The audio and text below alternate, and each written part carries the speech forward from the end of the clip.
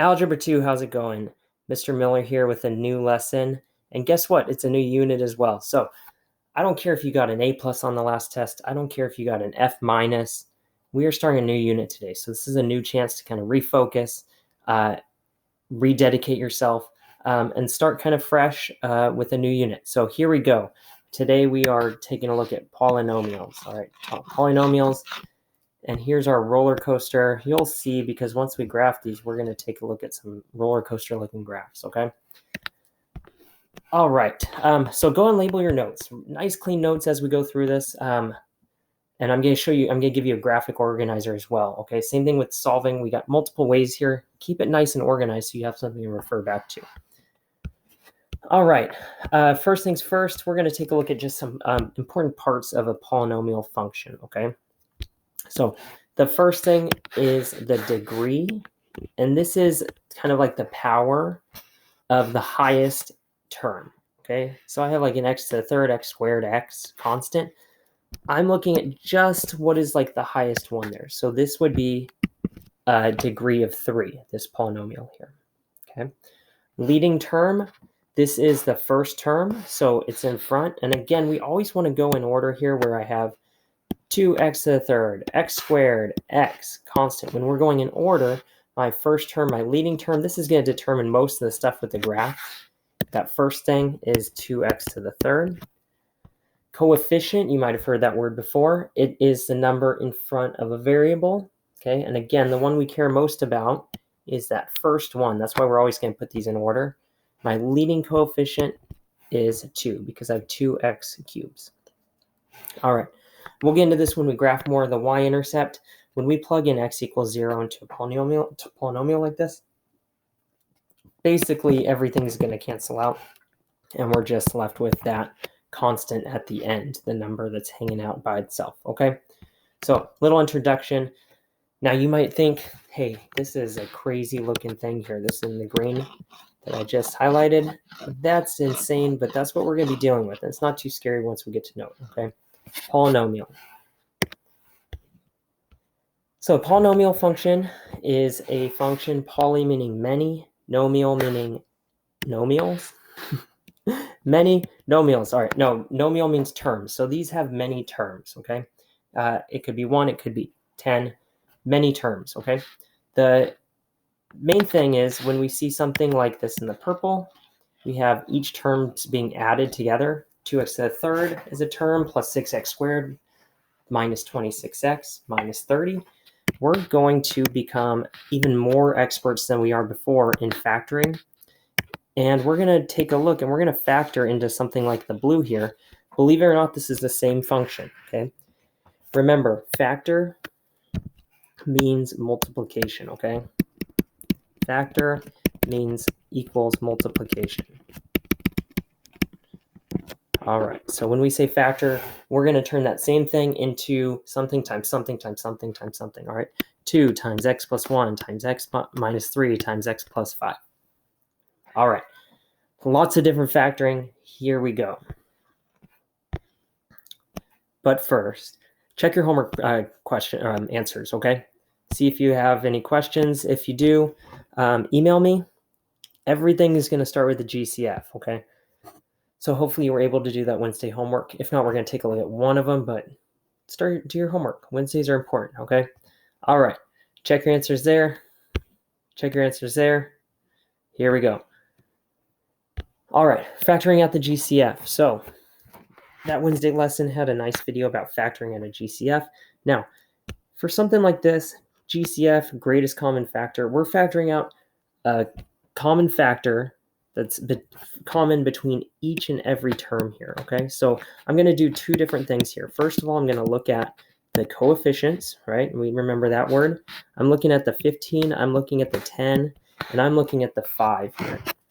Okay, if we break these down into the prime factors, I can find my greatest common factor. All right, so we have 5 and 3, we have 5 and 2, we have 5 and 1. Well, I'm looking for common factors, and you can see that I can pull out a 5 because there's a 5 that's common, and it's also, guess what, the greatest, GCFs. Okay, so I'm definitely going to pull out a 5, And now we're also going to take a look at the amount of x's, okay? So x to the third is really just x times x times x. X squared is just x times x, and then x, I just have 1. Now, the greatest number that's common between all of them is just the x. So I can only take out one x, and that's okay. All right. Now, when I'm factoring out a GCF, it's kind of like opposite multiplication, right? Instead of foiling back in, I'm factoring it out. So we're basically taking out a 5x from each of these terms, and we're going to see what's left. So if I take out a 5x from 15x to the third, I'm taking out the 5, right? And I'm taking out 1x. What's left? Well, I have 3, and I have 2 x's, which is just x squared. Okay. On minus 10x squared, and keep this sign here, keep that negative, I'm taking out a 5, so I'm left with a 2, and then I'm taking out 1x, I'm left with 1x. Okay. All right. If I take out a 5, I'm left with just a 1. And I'm taking out that x too, so that x is goodbye. Okay, so that's what I'm left with. Now, when you do this, the video on Wednesday showed you another method, which is basically like division, right? So we can also look at it like this, where if I'm pulling out a 5x, we're basically dividing 15x to the third by 5x. And remember, 15x to the third is really just x times x times x. So if we do this division, 15 divided by 5 is just 3. And then x divided by, or sorry, x times x times x divided by x, we just cancel out 1x. And you're left with a 3x squared. Okay, so you can do it both ways. Whatever, you're going to get good at this where you see the pattern where you don't have to do any of this. We can just kind of pull out that 5x in our heads. Okay. Double check your work. If we factor this back in, if we distribute this back in, we should end up with that same thing that we started with, right? We're not changing this expression. We're just rewriting it in factored form. So let me just kind of get this out of here, and let's double check our work. 5x times 3x squared is 5 times 3 is 15. X times x squared is x to the third.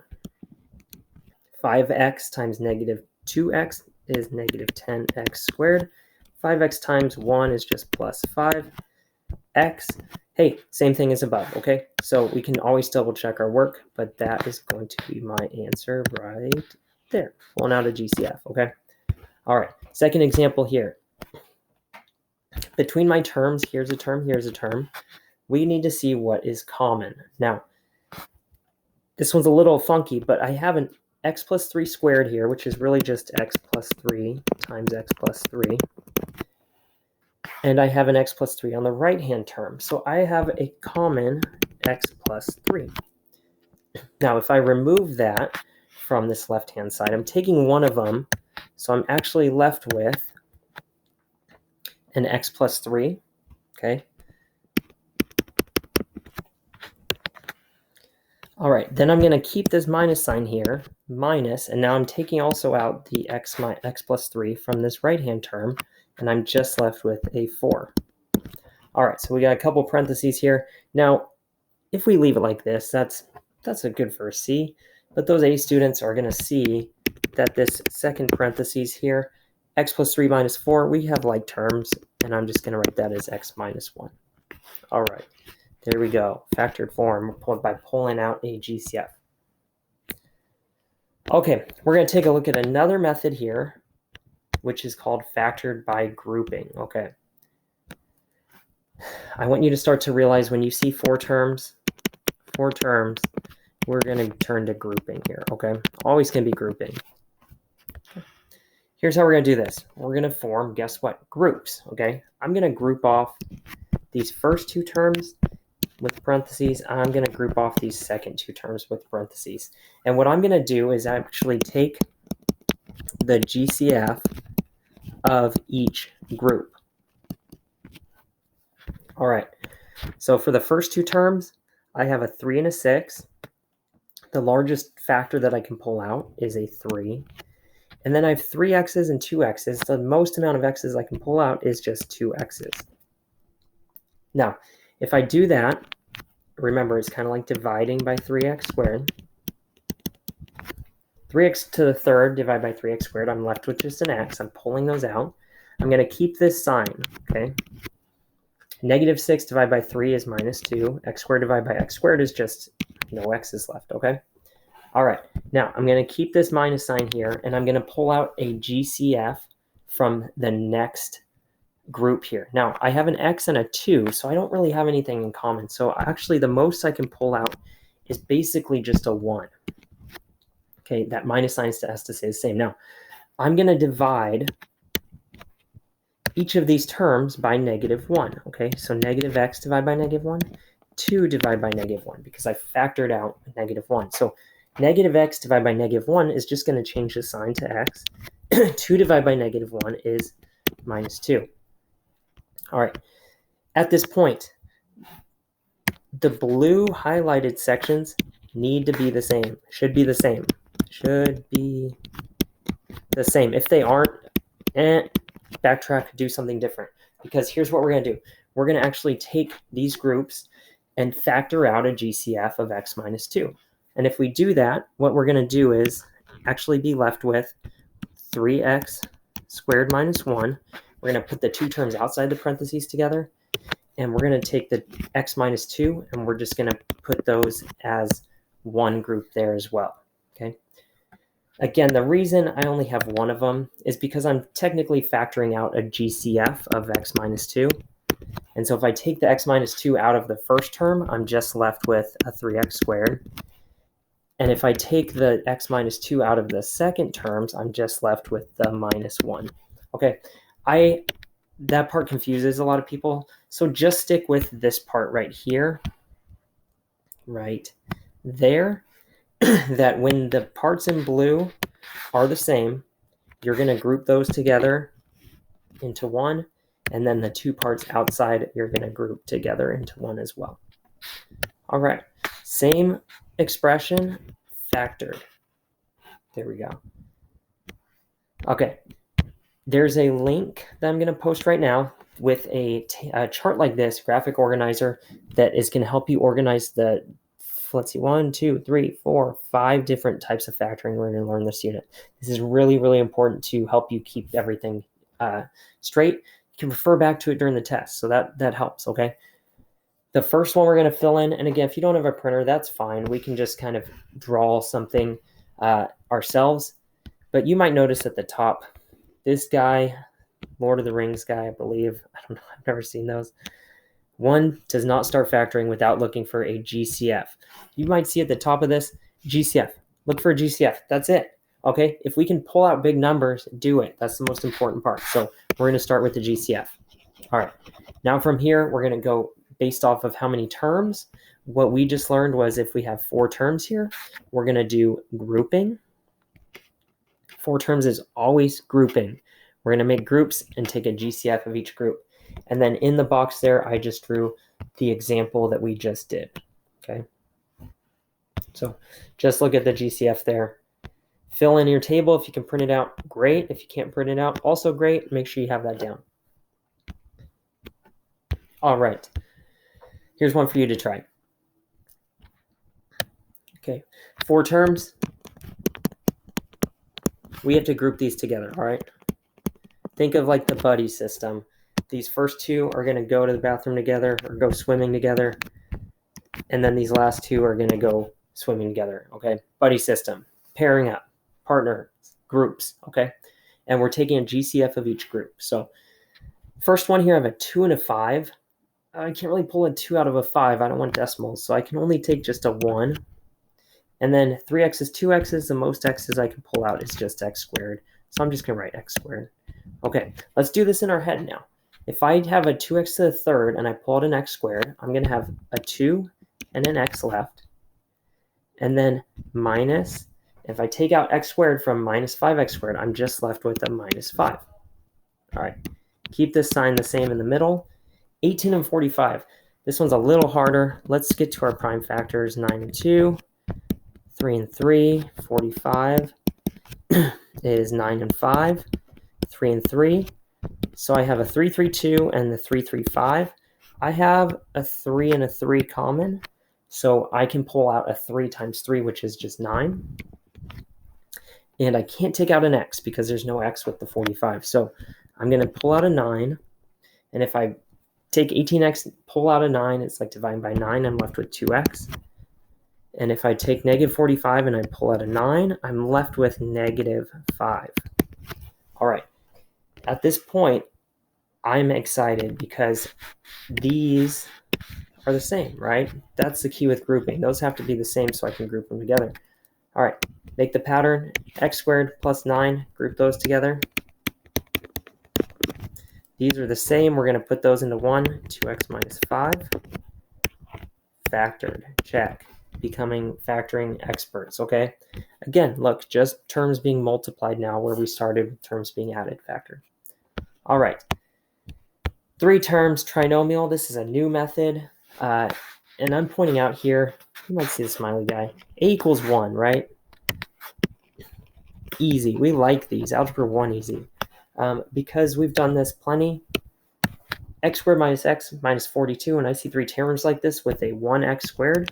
I like this because I just need 2 terms that add to negative 1, multiply to negative 42. So the first thing I'm going to start with is I'm turning this trinomial, 3 terms, into 2 binomials. And just a reminder on the signs here, if they have to multiply to negative 42, one of them is going to be positive and one of them is going to be negative. Okay? So x plus something times x minus something. Now, what multiplies to 42? 21 and 2, 7 and 6. Not much here, okay? But hey, I need them to add to negative 1, so it's going to be the 7 and 6, and I'm going to need that negative to be on the 7. Okay, so I have positive 6, negative 7, factored. All right, second example here. 3 terms, trinomials, a equals 1. Easy. Is my a value 1? No, it's negative 1, right? We don't like that. So here's what we're going to do. Now, you might notice this is not an equation. We're not solving for x anymore. I don't have equals to 0. So I can't just take this and divide by something because it's going to change it, right? You can't take 3 and just divide by 3 because now you have 1. That's the same thing here if we just divided by a negative. But here's what we're going to do. This is really like negative 1 times x squared. So I don't like that negative 1 there. That's the only thing that can't be there. I'm going to pull out a negative 1 as my GCF, right? Always start with the GCF. And if I do that, it's basically like dividing each of these terms by negative 1. So it's just going to switch the signs. So now I have x squared minus 2x minus 3. Now I have a trinomial with a coefficient of 1. And don't forget that negative 1. It's still part of our function or of our expression. Now I just need 2 terms that add to negative 2, multiply to negative 3. And again, if it is a negative 3 they need to multiply to, I'm going to have 1 positive, 1 negative. And it just has to be a 3 and 1. That's it. Okay, what multiplies to 3? 3 and 1. Which ones are going to add to negative 2? Well, it's either negative 3 and 1 or 3 and negative 1. We need the minus 3 and the plus 1. There we go. Good. Again, don't divide by negative 1 because it changes the expression. We're not dealing with equations anymore, so this is as far as we're going to go. All right, here's that guy again. He's scaring me. But we looked for a GCF. Then we saw that we had 3 terms. So we went down here, and then we went to a trinomial to the left with a coefficient of 1. Coefficient of 1, easy. We like it. There's a couple examples. Go ahead and fill that in if you can, or make a note. 3 terms. All right, here's one for you to try. And you're like, hey, Mr. Miller, that's way harder than we just did. But what do we start with? G, C, F. All right, we got a 2, 10, 28. Those are all even. I can pull out a 2. If I do that, like dividing each term by 2, left with x squared minus 5x minus 14. Hey, I know how to factor that. It is just, let's see, 7 and 2, but I need them to add to negative 5. 2 times x minus 7 times x plus 2. That should give me my trinomial. Okay, again, you can always FOIL this back out on check. X times x is x squared. Outside, plus 2x. Inside, minus 7x. Last, minus 14. Right here, we got negative 5x. Same thing, right? Okay, as the previous step, and then once you multiply by that 2, you would have that original thing.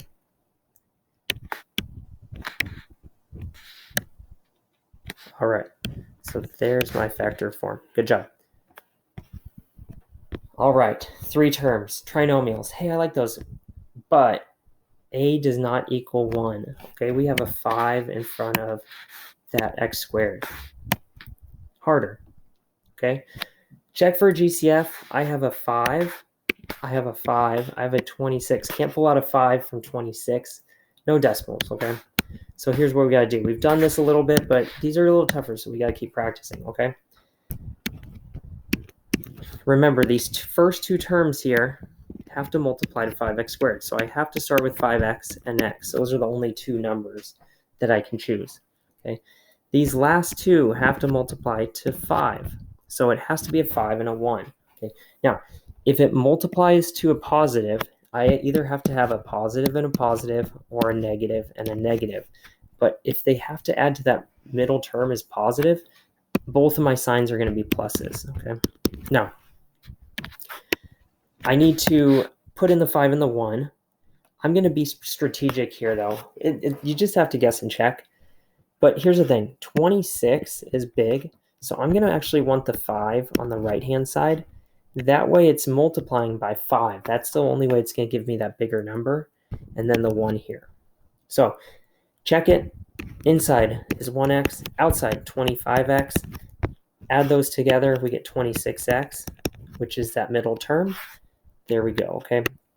Trinomial, coefficient other than 1, not too bad. Now, those get a little harder. Lucky for us that 5 and 5 are both prime, so it just has to be 5 and 1. Sometimes they get a little trickier. We have to guess and check a little harder for us, okay? All right, back to, oh, there he is again. Back to 3 terms. Again, when you see 3 terms, trinomial, like a tricycle, like a triceratops, 3, except this time we're looking at when a coefficient's other than 1. So if we have that a term is like 5 or 3 or 2, we're going to guess and check. And neglect this factor by grouping. I'm not teaching that this year. It just confuses everyone. Okay, guess and check. So there's an example for you. You can put the example we just did or this one in your graphic organizer. All right, let's keep going. There's multiple ways. Again, we still have a good bit of our chart here to fill out, so let's keep working. All right, here's one for you to try. Now, GCF, first of all, right? Always start with a GCF. Sometimes we can't get it. That's okay. 9, 18, maybe I could pull out a 9, 7. Can't take a 9 out of a 7, okay? What about my x's? What about here? I have 2 x's, x. No x is there, so I can't pull it out. Remember, greatest common factor, so it has to be common to all the terms. Otherwise, we can't pull it out. All right, the trick with this one, those first 2 terms have to multiply to 9x squared. Here's the only thing. We can either have 3x and 3x. We could also start with 9x and x, okay? Luckily for us, we know that they have to multiply to 7. So 7's prime, it has to be 7 and 1.